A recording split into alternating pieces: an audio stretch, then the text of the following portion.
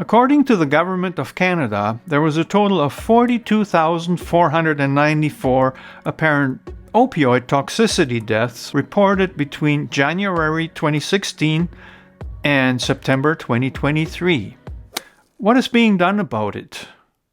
Hello, my name is George. This video is much different from what I usually do and wasn't planned like this at all. Let me just start by saying that I think your life is precious, no matter who you are. When I was riding my bike a few days ago, the idea was making a video about riding my beautiful home-built bicycle and showing its components. During the ride, I turned the camera on to get some B-roll and suddenly started talking about something that had happened earlier that day. Take a listen. Yeah, this morning, you see, there's an ambulance behind me. I don't know if you saw that. This morning I wake up, go in the kitchen to make some coffee and breakfast, and when I look outside, there's flashing lights. And what it was, there was an ambulance, and I couldn't see because of our trees. I couldn't see what was going on there, why they were there. So I went outside, had a look, and there's some guy hunched over, sitting on the sidewalk. And of course, around here, when it's stuff like that, you could pretty much bet on that it's some kind of overdose. I'm getting sick and tired of it, actually. I don't know why so many people get addicted to these street drugs that can kill you like any day, any time you like take a tiny little bit too much or whatever it is. And then they expect, there's a call for some activists to actually expect regular people who have nothing to do with this drug business at all to kind of be trained in how to inject the antidote there, Naloxone or whatever it is. And I have a problem with that. I have been taught when I was growing up, and that has stuck with me, that you don't mess with injections. When you inject somebody, especially somebody that's not you, somebody else. I mean, some people have diabetes or whatever, and they have to inject themselves, and they're not trained nurses.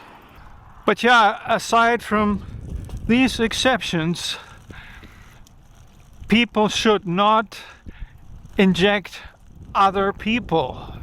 As someone who doesn't even take any medication, my perspective may be disconnected from reality. I'm the first to admit that I don't understand what's really going on.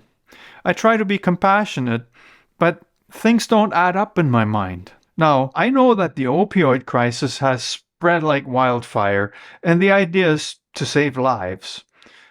But let me ask you, what kind of a life are you saving, and for how long? Without a meaningful treatment program, saving someone after they overdosed may not be helpful in the big picture. Our levels of government have failed to address the issue in any meaningful way. Now, private citizens are asked to step in by injecting people whose lives are at risk, only to leave them in the same situation to repeat the cycle indefinitely? Over the years, I have talked to active and former drug users. What I heard over and over was that the fear of needles has actually kept many of them from injecting harder drugs.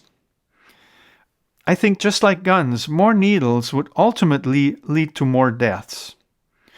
Please, set me straight if I'm wrong. The comment section is wide open. If there are people out there who are injecting themselves or taking pills or whatever that they know aren't legit, that are sold to them by some dude in the street, then they should be accountable for their own risk. And I know that's harsh, or some may find that harsh, but maybe if this was the way it was done, maybe, make it legal or whatever. But if you sign up for this, we're not going to bring you back anymore. You take that shit at your own risk. When I say make it legal, I don't mean anything goes. What I mean is that there should be a legal way for people to get drugs that are pharmaceutical grade to be purchased at their own risk and at cost, or even below. This would be necessary to shut drug lords out of the market. Anyone profiting from illegal drugs in a big way should be punished severely. But the other component would have to be a sort of waiver that someone would have to sign to get their drugs, stating that they take full responsibility for their lives. And I understand that there are some people who got into this through no fault of their own, so then it's totally different. But yeah, I don't know. There should be help for those people, is what I'm saying. But in the city here, and I think it's probably not the worst city there is, there's so much destruction as a result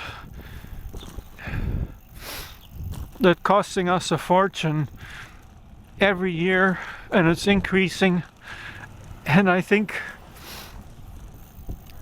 nothing has worked. It's just on the increase. It's never getting any better. I know that realistically it would take a lot to change the system we have, but the status quo isn't working, and I can see firsthand how illicit drugs are destroying our society. It almost seems like politicians don't care because either they're not affected or they're actually benefiting from this mess in some way, which is of course a pretty bold statement.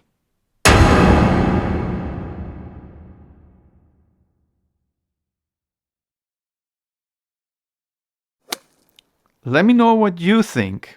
I'm not an activist of any sort, just a guy with open eyes and a relatively open mind. So comment away. Thanks for listening, and see you soon in a more positive video.